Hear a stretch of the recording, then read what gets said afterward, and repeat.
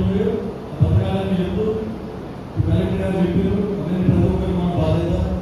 So ఈరోజు ఈ 99 రోజుల పరిపాలనలో భాగంగా నియోజకవర్గ స్థాయి ప్రజాపాలన కార్యక్రమంలో ప్రజాపాలన ప్రగతి ప్రణాళిక.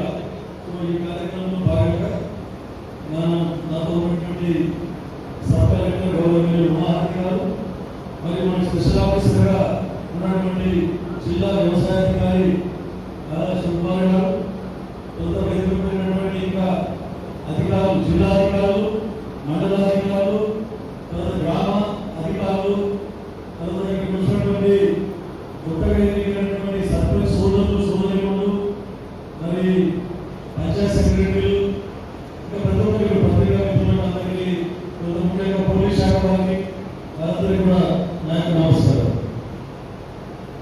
పోలీస్ శాఖ ఒకటే కరెక్ట్ టైంకు కరెక్ట్ మైక్ వచ్చింది. పోలీస్ శాఖ ఒకటే కరెక్ట్ చూసింది.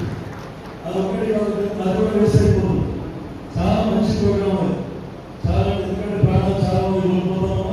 పోలీస్ డిపార్ట్మెంట్లు అన్ని డిపార్ట్మెంట్లేమో ప్రగతి అభివృద్ధి, వీళ్ళేమో పాపం మనం అనుకున్నాం అందరూ రోడ్డు మీద పోతామంటే పైసలు కలెక్ట్ చేస్తామని ఫైన్ చేస్తారు పోలీసులు. ఫైన్ కాదు, మన ప్రాణాలు కాపాడడానికే ఆ పోలీస్ డిపార్ట్మెంట్ ప్రయత్నం అని చెప్తా ఉన్నాం.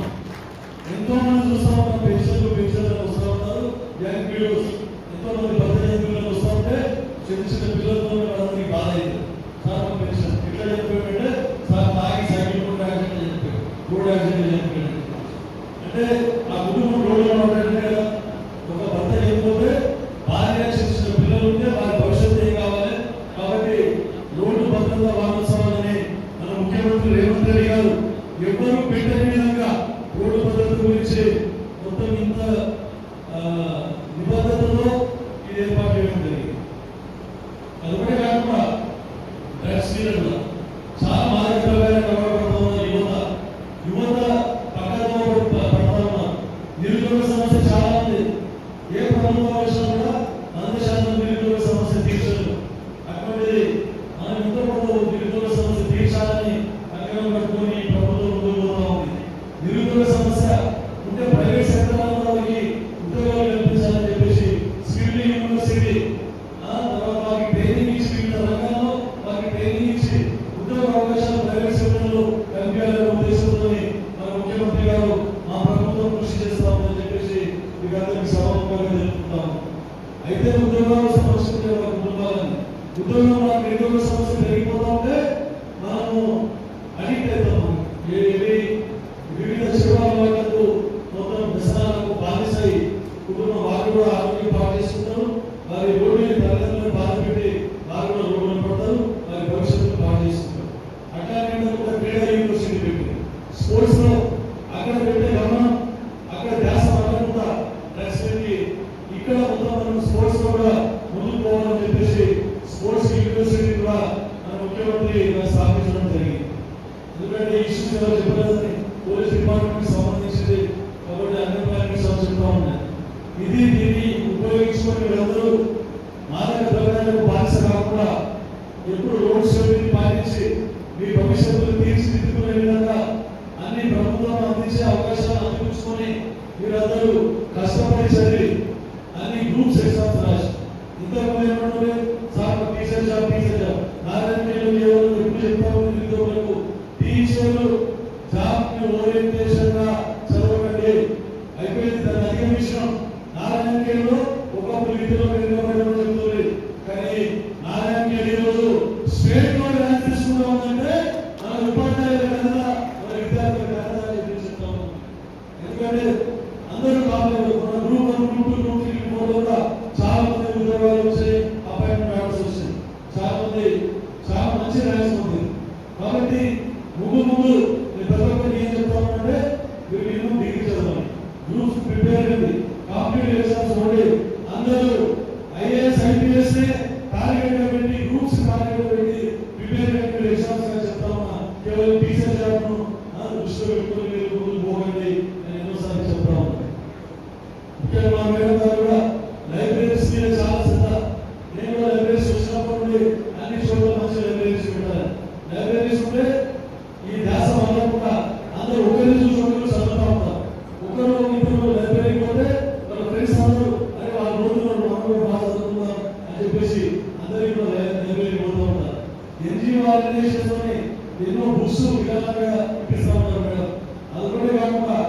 సిఎస్ఆర్ ఫండ్స్ ముఖ్యంగా ఈ కార్పొరేట్ సంస్థల సిఎస్ఆర్ ఫండ్స్ అన్ని అప్పుడు గతంలో సిద్దిపేట సిరిసిల్ల గజ్వేల్ మాత్రం ఉంది. ఇప్పుడు అట్లా కాకుండా అధికారులందరూ దృష్టి పెట్టి వెనుకబడిన ప్రాంతాలకు తీసుకొచ్చి లైబ్రరీస్ కానీ స్కూల్స్ కానీ హాస్పిటల్స్ కానీ డెవలప్ అయ్యే విధంగా ఈ సిఎస్ఆర్ ఫండ్స్ ఇవన్నీ కూడా తీసుకొని రావడం జరుగుతూ ఉందని చెప్పేసి మీకు అందరూ చెప్తా ఉన్నాం.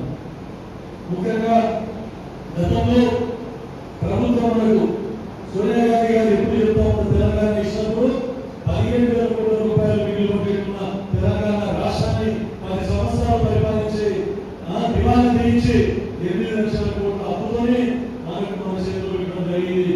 ముఖ్యమంత్రి రేవంత్ రెడ్డి గారు పక్కన చెప్పడం జరిగింది. సో అప్పటి నుండి ఇప్పటి వరకు ఇంత ఆర్థిక వ్యవస్థ దిగజారిపోయినా కూడా ధైర్యంతో ముందుకు పోతూ ఈ ఎలక్షన్ లో ఇచ్చిన హామీలని కొంచెం లేట్ అయినా కూడా ఖచ్చితంగా నెరవేర్చాలని కంకణం కట్టుకొని ముందుకు పోతూ ఒకరికొకటిగా ఇచ్చిన హామీలను నెరవేర్చుకుంటూ మనం అందరం వస్తా ఉన్నాం, మీరు చూస్తా ఉన్నాం. కాకపోతే కొన్ని ప్రతిపక్షాలు ఇంకెప్పుడు అంటుంది అయ్యా బాబు మీకు 10 సంవత్సరాలు ప్రజల అవకాశం కల్పించింది. 10 సంవత్సరాలు ప్రజల అవకాశం ఇస్తే మరి మీరు ఏదో ఓట్లు కలుపుకునే కార్యక్రమం అటువంటి స్కీమ్ తప్ప అభివృద్ధిని మొత్తం మర్చిపోయారు. విద్యా వ్యవస్థను మొత్తం మీరు నిర్వీర్యపరిచారు. తర్వాత వైద్య వ్యవస్థను నిర్వీర్యపరిచారు. ఎంప్లాయ్మెంట్ అన్ఎంప్లాయ్మెంట్ పెంచి పోషించారు. అసలు ఒకరికి ఉద్యోగాలు లేదు. రోడ్ల పరిస్థితి చూస్తే చాలా అనుమానంగా ఉంది. ఇన్ఫ్రాస్ట్రక్చర్ ఎక్కడ లేదు. కేవలం మిషన్ పోయేస్తా ఉన్నారు. ఉన్న పైపులు తీసి మళ్ళీ కొత్త పైపులు వేసిండు. 49,000 కోట్ల రూపాయలు వృధాగా ఖర్చు పెట్టింది. ఒక 50% 60% సక్సెస్ అయినచ్చు. కానీ పర్మనెంట్ ప్రణాళిక కాదు. ఎక్కడో 100 కిలోమీటర్ల దూరం నుండి నీటి స్కూల్ స్థాపన అంటే అది కుదరదు. కాదు ఈరోజు తిరిగి అసలు పైప్ లైన్ కూడా లీకేజ్ చేస్తున్నాయి. మెయింటెనెన్స్ దాని వల్ల కాంగ్రెస్ ప్రభుత్వాలను కాంగ్రెస్ పార్టీ ప్రయత్నిస్తూ ఉన్నారు. నాశనం ప్రయత్నిస్తూ కరెంట్ వాటర్ ట్యాంకు లీకేజ్ చేయలేదు. మళ్ళా గతంలో కాంగ్రెస్ చేసినటువంటి ఏ గ్రామాల్లో తాగునీటి సమస్యను బోర్లు కానీ ఉత్తర వాటర్ సోర్స్ని తాగునీటి వ్యవస్థ ఉండేది. ఈ మిషన్ ప్రయోజనం రావడం వాటన్నింటినీ లీకేజ్ చేసి బోర్లు లీకేజ్ లేదు, కొత్త బోర్లు లేదు, బోర్లు లీకేజ్ లేదని చెప్పేసి ఈరోజు కొత్తగా యువకులు చాలా మంది సర్పంచులు చాలా ఉద్యోగంతో పనిచేస్తా ఉన్నారు. కష్టపడి అదే మేము ప్రజలకు బాధపడుతున్నాం. ఎందుకంటే నా దగ్గరికి రోజు చాలా మంది సర్పంచ్ అన్ని పార్టీల సర్పంచ్ దగ్గర చూస్తా ఉన్నారు. సార్ మా బోర్ సార్ కొన్ని చోట్ల మీకు బోర్ వేసుకుని నీళ్ళు పడతారు. ఎందుకంటే మన నీళ్లు మంచిగా నుండి సింగులో నీళ్ళు తగ్గిపోయింది. కాబట్టి ముఖ్యంగా మన తాగునీటి సమస్య ఉంది. ఇది ఎప్పుడు జరిగిన దృష్టిలో గతంలో గౌరవనీయులు వల్లూరి క్రాంతి గారు ఉన్నప్పుడు మనకు నాలుగు తీసుకోవడం జరిగింది. రాజకీయంగా కూడా మళ్ళీ మనకు 3 కోట్ల ప్రతిపాదనలు ఇస్తే ఇక్కడ సరిపోవని చెప్తే మళ్ళీ ఇక్కడ ఎక్కువ ఇస్తారని చెప్పారు. అందరూ ట్రాన్స్ఫర్ అయ్యారు. ఈ కార్యక్రమం వచ్చిన తర్వాత ఖచ్చితంగా నియోజకవర్గ సమస్య ముఖ్యంగా తాగునీటి సమస్య ఉందని వారికి కూడా నిర్ణయించుకోవడం జరిగింది. ఎందుకంటే రోజు సర్పంచ్ వస్తాము పాపం ఏదో అభివృద్ధి చేయాలని తప్పదని కొత్తగా ఇంటికే వచ్చారు. వారికి ఏం చేయకపోవడం బాధ నాకు ఉంది. అయినా చెప్తాను ఒక్కొక్కరికి ఒక్కొక్క బోర్ వేసుకుని నీళ్ళు దగ్గర బోర్ వేసుకుని మీ మనసులో మీకు బోర్ అయింది, నా మనసులో నేను బోర్ ఇస్తా అని కూడా చెప్పడం జరుగుతాం. తర్వాత ఉపాధ్యాయులు పనులు చేస్తున్నాం. కొన్ని తొందరగా చేయడం వల్ల డిలీట్ అయిపోయింది. డిలీట్ అయిన తర్వాత మళ్ళీ సైట్ ఓపెన్ చేస్తామని చెప్తా ఉన్నారు. ఎంతమంది చేస్తారో తెలియదు. తర్వాత మనకు వైరస్ భవనాలు వచ్చి అవన్నీ డిలీట్ అయితే మళ్ళీ తొందరగా అవన్నీ మళ్ళీ స్టార్ట్ చేస్తాము. ఇంకా మనకి ఎంఆర్ఏ చేసి పేరు మార్చి జీరాంశాన్ని ఉపయోగపెట్టించడం. మరి మనకు 90% నిధులు కేంద్ర ప్రభుత్వం ఉంటుండే, 10% నిధులు రాష్ట్ర ప్రభుత్వం ఉంటుంది. అట్లాంటిది మళ్ళీ ఇప్పుడు మనకు రాష్ట్రానికి కూడా భారం మోపింది. 40% రాష్ట్ర ప్రభుత్వం ఇస్తేనే 60% 40% కేంద్ర ప్రభుత్వం ఇస్తుంది. కాబట్టి కొంచెం గైడెన్స్ వర్షపాతం గ్యారెంటీ అవుతుంది, వర్షాలు టైం పడతాయి, ఇవన్నీ తాగునీటి సమస్యలు ఉండదు అని చెప్పేసి మేము అందరం చెప్తాము. ఇప్పుడు అసలు ఏది వాటర్ స్టేట్స్ మొత్తం మానేసింది. గత ప్రభుత్వంలో ఎక్కడ శాంక్షన్ అయిన వాటర్ స్టేట్స్ కూడా అసలు పనిచేయలేదు. ఇప్పుడు ఈ ప్రభుత్వం వచ్చిన తర్వాత ప్రభుత్వాన్ని కాపాడుకోవాలని మేము రిక్వెస్ట్ చేసి మళ్ళీ వాటర్ స్టేట్స్ తీసుకొస్తా ఉన్నాం. ఇప్పటికీ 4 గంటలకి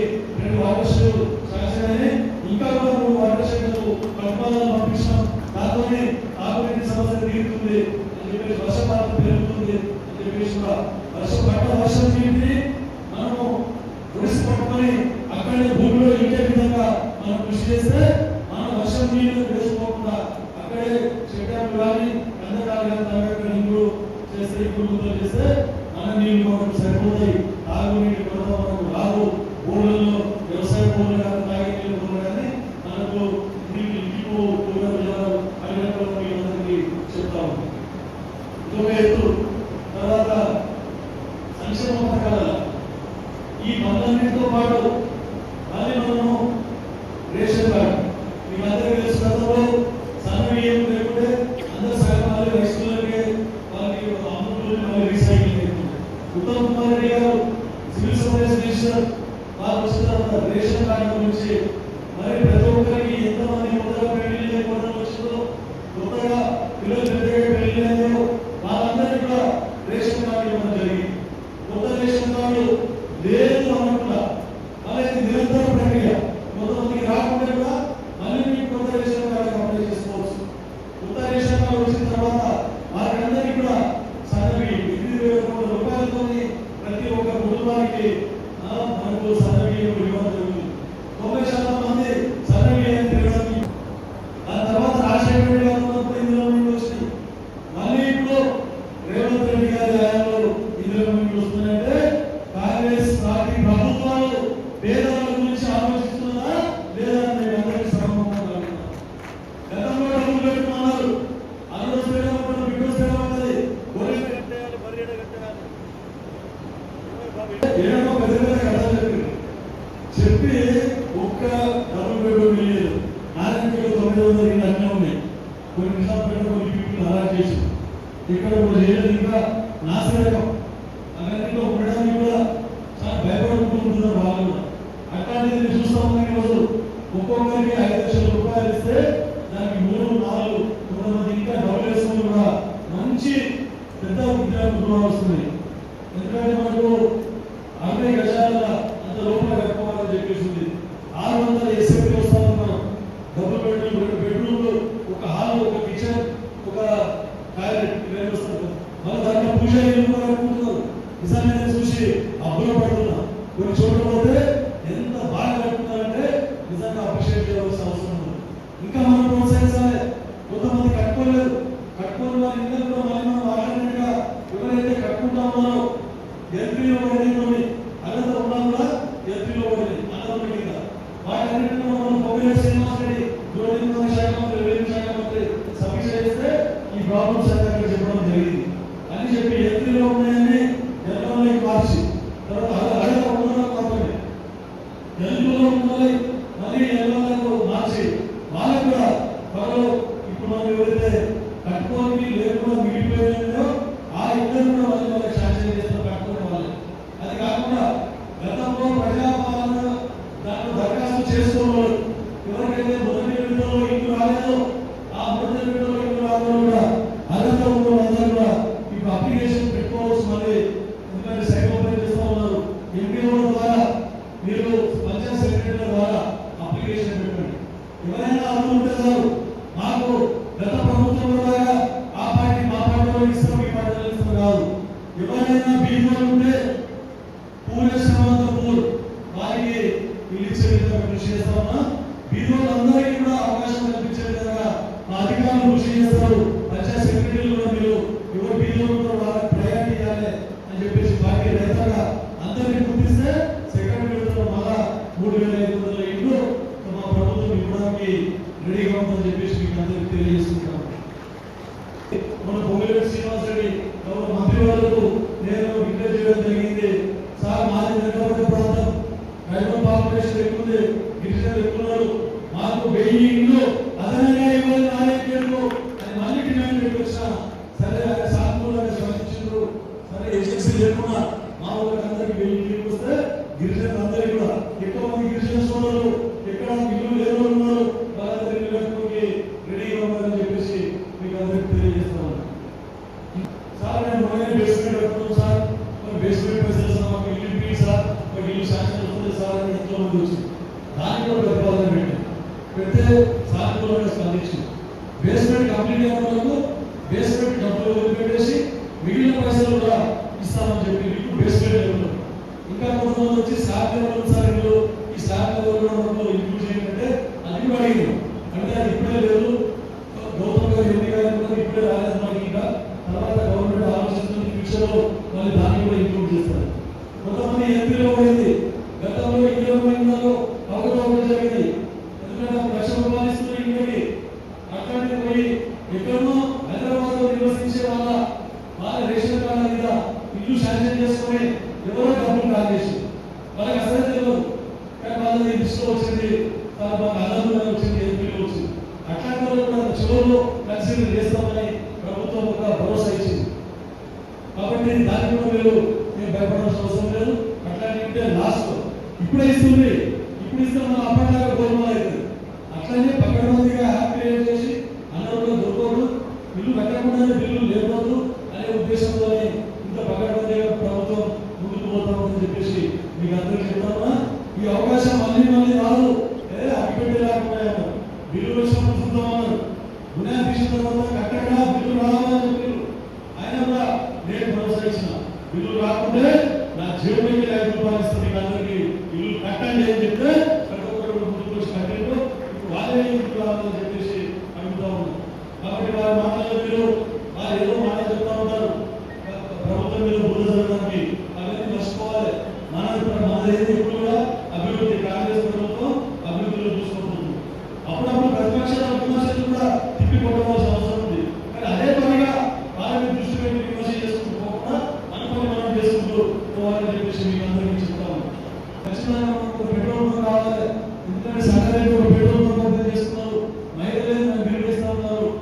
మీరు కూడా నిజాంపేట ఒక పెట్రోల్ బంకులు మనం శాంక్షన్ చేసుకుంటామని చెప్పేసి మీరు ముందుకు రావాలని చెప్పేసి మీకు కూడా సోదరులను కోరుతా ఉన్నాను ఆల్రెడీ కలెక్టర్ గారు చెప్పాను సో ఇన్ని మీ గురించి మహిళల గురించి ఇంత ఆలోచిస్తా ఉంది ప్రభుత్వం గతంలో కనీసం వడ్డీ మాఫ్ చేయలేని పరిస్థితి బై ఎలక్షన్ వస్తే అక్కడ మాత్రం వడ్డీ మాఫ్ చేయాలి అక్కడ మాత్రం సంక్షేమ పథకాలు అమలు చేయాలి వేరే దగ్గర ఎక్కడ సంక్షేమ పథకాలు అమలు చేసిన దాఖలాలు లేవు అన్నారు దళితులకే ముఖ్యమంత్రి అన్నారు 3 ఎకరాల భూమి అన్నారు ఇంటింటికి ఉద్యోగం అన్నారు మరి ఇవన్నీ చేశారు మరి ఎక్కడ చేసింది ఎక్కడ చేసిన ఇంటికి ఉద్యోగం ఇచ్చిందా 3 ఎకరాల భూమి ఇచ్చిందా మళ్ళీ నమ్మబలిండ్రు 2 ఎకరాల భూమి 1 ఎకరం ఇస్తాం 1 ఎకరం ఉన్న 2 ఎకరాల భూమి ఇస్తాం 3 ఎకరాలు భర్తీ చేస్తామన్నారు ఇందిరాగాంధీ ఇచ్చిన భూమి ఉంచుకోకపోతే చాలు శ్మశాన వాటికల పేరు మీద కంపెనీ గారి పేరు మీద పల్లె ప్రకృతి వనాల పేరు మీద క్రీడా ప్రాంతాల పేరు మీద దౌర్జన్యంగా అసలు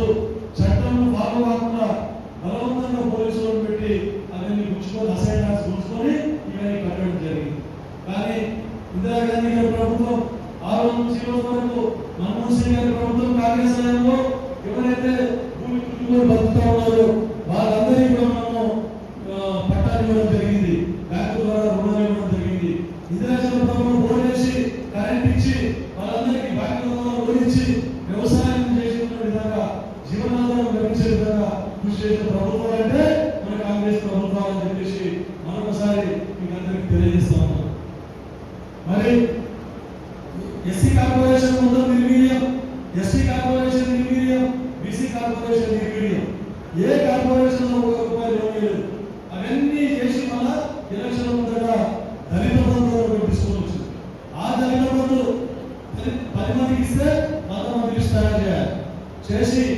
వాళ్ళందరికీ కూడా ఎవరికి రాలేదు ఎలక్షన్ అయిపోయింది తర్వాత ఇప్పుడు కాంగ్రెస్ ప్రభుత్వాలు జరుగుతారని మీరు అందరూ చూస్తా ఉన్నారు మీకు తెలుసు ఉద్యోగస్తులు రిటైర్మెంట్ కాగానే వారికి బెనిఫిట్స్ ఉంటాయి ఆ బెనిఫిట్స్ అని ఇవ్వాలి ఆ బెనిఫిట్స్ అని ఇవ్వాలని చెప్తే ఇవ్వాల్సి వస్తుందని తప్పించుకొని 58 సంవత్సరాలకు రిటైర్మెంట్ ఏజ్ ఉంటే 61 సంవత్సరాలకు పెంచడం జరిగింది రేవంత్ రెడ్డి గారి ప్రభుత్వం ఈరోజు ఇంత ఆర్థిక వ్యవస్థ చిన్న బిల్లు చేసి పోయినప్పటికీ కూడా ఖర్చు తగ్గించుకొని రెవెన్యూ జనరేట్ చేసుకొని మరి ఈరోజు వాళ్ళని కూడా ఇవ్వాలని చెప్పేసి మీకు అందరికీ తెలుసు ఎమ్మెల్యేల ఎమ్మెల్సీల జీతాలను కూడబెట్టి రిటైర్ అయిన వరకు వాళ్ళ బెనిఫిట్స్ ఇవ్వాలని చెప్పేసి ఈరోజు ప్రతిపాదించడం జరిగిందని చెప్పేసి మీకు అందరికీ చెప్తాను 64 ఏళ్ళ మేము కూడా పెంచవచ్చు 55 నుంచి 61 డాయరీ చేసి 61 నుంచి 64 చేసి మేము కూడా తప్పించుకోవచ్చు కానీ వీళ్ళని ముందరికి ఇంకా 3 సంవత్సరాలు కొనసాగిస్తే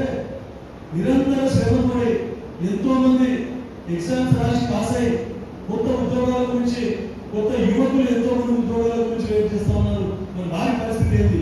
ఇంకా పెంచుకుంటూ పోతే వారికి ఉద్యోగాలు రాకుండా పోతాయి. కాబట్టి ఎంత కష్టమైనా సరే ఏదో విధంగా వాళ్ళకు రిటైర్మెంట్ బెనిఫిట్స్ ఇస్తాం, ఇచ్చి మళ్ళీ కొత్త యువతకు ఎవరైతే పరీక్ష పాస్ అయ్యి వస్తా ఉన్నారో వారికి ఉద్యోగ అవకాశాలు కల్పించాలి.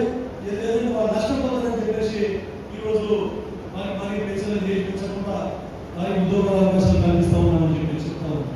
అంటే తీసుకొచ్చి పనులు స్టార్ట్ చేస్తే పనులు స్టార్ట్ చేసిన 3 రోజుల తర్వాత ధర్నా చేస్తారు. పోయి కాంగ్రెస్ సమయంలో శాంక్షన్ చేసుకోవడం పట్టించుకోలేదు. అది నిజంగా కూడా ఆశాస్పదం. పనులు స్టార్ట్ అయిన 3 రోజులైంది ధర్నా అంటే దానికి ఏదైనా మన ప్రజలకు మభ్య పెట్టాలి. ఏమని మేము ధర్నా చేసేటనే రోడ్లు శాంక్షన్ అయ్యి స్టార్ట్ చేసేదని చెప్పేసి అంటే మళ్ళీ పిచ్చోళ్ళు చదువుకు పెట్టుకోలేదు. ప్రతి అర్థం చేస్తా ఉన్నారు. ఎవరైతే ఎవరైతే చేస్తా ఉన్నారని చెప్పేసి తప్పులు అందరూ చేస్తారు. పొరపాటు నేను కూడా చేస్తాను. నా ఎన్ని రైట్ ఉన్నాయి నేను కూడా ఎప్పుడు పొరపాటు తెలుసు. మా కార్యకర్తలతో కానీ ఇక్కడ ఉన్న వీడియో వెళ్ళినప్పుడు గ్రామాలు వెళ్ళినప్పుడు ప్రజలతో కానీ కొన్ని పొరపాటు నాయకులు ఉండవచ్చు. కాబట్టి మీరు నా దృష్టికి తీసుకొని వస్తే ఇంకేదో ప్రభుత్వం చేసే తప్పులు దృష్టిలో తీసుకొని వస్తే ప్రభుత్వం దృష్టికి మళ్ళీ తీసుకొని పోయి మీ సమస్యలు ఏమున్నాయో నా ద్వారా సాల్వ్ అయ్యేది నేను సాల్వ్ చేస్తాను. ఇంకా ప్రభుత్వం ద్వారా సాల్వ్ అయ్యేటంటే ప్రభుత్వం తీసుకొని పోయి ఆ సమస్యలన్నీ తీర్చే విధంగా నేను కృషి చేస్తానని చెప్పేసి మీకు అందరికీ చెప్తూ మరొకసారి పోలీస్ డిపార్ట్మెంట్ ను అభినందించడం తప్పదు. ఎందుకంటే చాలా మంచి సైట్ చాలా మంచి చేసిందని చెప్తూ అవకాశం ఇచ్చినందుకు మీకు అందరికీ ధన్యవాదాలు తెలుపుకుంటా ఉన్నాను. ఎందుకంటే అందరూ యువకులు ఉన్నారు, సర్పంచ్ యువకులు ఉన్నారు, ఎంతో మంది మన కార్యకర్తలు ఉన్నారు, అధికారులు ఉన్నారు, పంచాయత్ సెక్రటరీలు ఉన్నారు. ఈ ప్రభుత్వం చేపట్టిన పథకాలన్నింటినీ ఇంకా కూడా ప్రజల దగ్గరికి చేరవలేదు. పబ్లిసిటీ అయితే లేదు. పబ్లిసిటీ ఒకేస్తూ కానీ అమలు కావాలి. వీధులకు ఇవన్నీ లబ్ధి చేకూరాలి. కాబట్టి ఇవన్నీ కూడా మనం అందరం బాధ్యత ఏంటంటే ఇంకా ప్రజల వద్దకు తీసుకొని పోవాలి. ప్రభుత్వం మంచి పేరు వచ్చే విధంగా పబ్లిసిటీ కూడా చేయాల్సిన అవసరం అని చెప్పేసి మీకు అందరినీ కోరుకుంటాను.